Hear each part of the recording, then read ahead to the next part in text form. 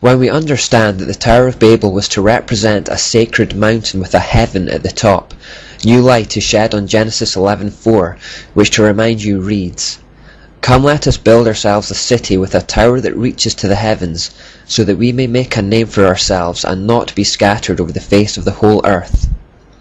When the Bible describes the Tower of Babel as reaching to the heavens, this is often misconstrued as being a reference to its physical height.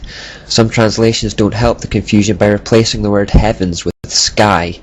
The tower would undoubtedly have been the tallest building in the world at that point, but the Babylonians were not attempting to build some kind of structure that would reach into outer space. The Bible is simply confirming that it was a temple dedicated to the worship of Nimrod and Semiramis as part of a new satanic religious system. The temple, or throne room at the peak of the tower, may have been adorned with depictions of the zodiac, but we're talking about a metaphorical heaven rather than a physical one. It was heaven only inasmuch as it was the mountain where the gods of Nimrod and Semiramis sat.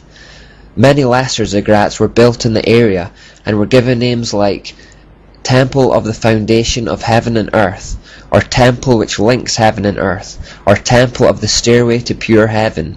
And if that phrase made you think of a Led Zeppelin song, you're on the right track, but we'll get to that later.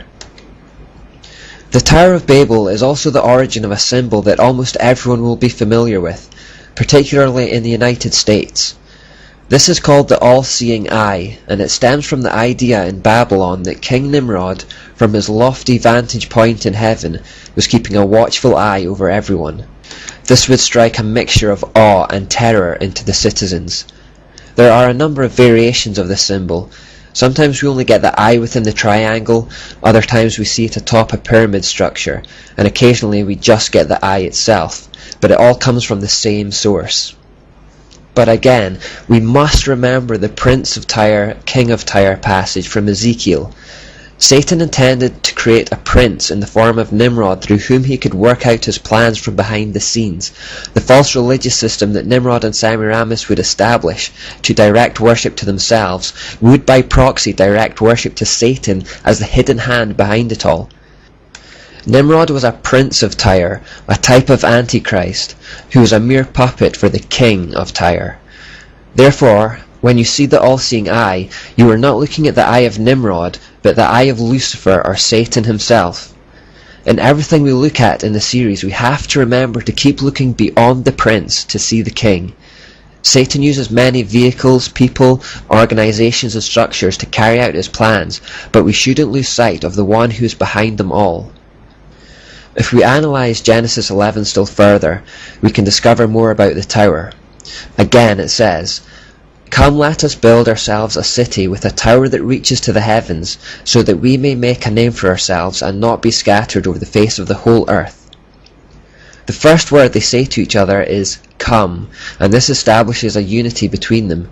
There was a coordination in what they were doing. It was carefully planned and considered, and the project was undertaken in the full knowledge of what it represented. When they say "come" to one another, they are coming together for 4 things. Number 1, to build a city. Number 2, to build a religious temple. Number 3, to glorify themselves or to establish their name or reputation. And number 4, to stop themselves being scattered over the earth. We have already established that the city of Babylon was Nimrod's secular act of defiance against God, a kingdom of man, by man, and for man's glory. We have also already seen that the location is especially significant, as it was built on or near the location of the Garden of Eden, signifying an attempt to return there to create a new Eden, a new humanistic or satanic paradise, separate from God. We have also already established that the tower was a religious temple, built in the shape of a sacred mountain, from where Nimrod could rule his domain. This brings us to point 3, their intention to make a name for themselves. Now the English translation again partially masks the true meaning of these words. In the Hebrew text, "let us make a great name" reads, "let us provide our own salvation." In other words, the people were attempting to work their way to salvation independently of God. This is the mark of every false religion, the idea that you can provide for or work your way towards glory by your own efforts. Christianity is the only religion whose adherents realize their need for a Saviour and their total dependence on Him for salvation. We also read that they were trying to stop from being scattered over the earth. This may appear to be a harmless desire that we should feel sympathy for, but remember that God's original command to Adam and Eve, which He had reiterated to Noah after the flood, was to multiply and fill the earth.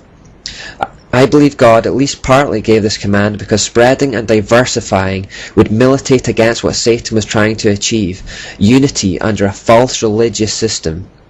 When the people chose to come together in one location under one system of governance, that was itself an act of rebellion against God, especially since that location was back in Garden of Eden, the place that Cain had been expelled from. And we now need to explore the Babylonian religion of the Tower in a little more depth.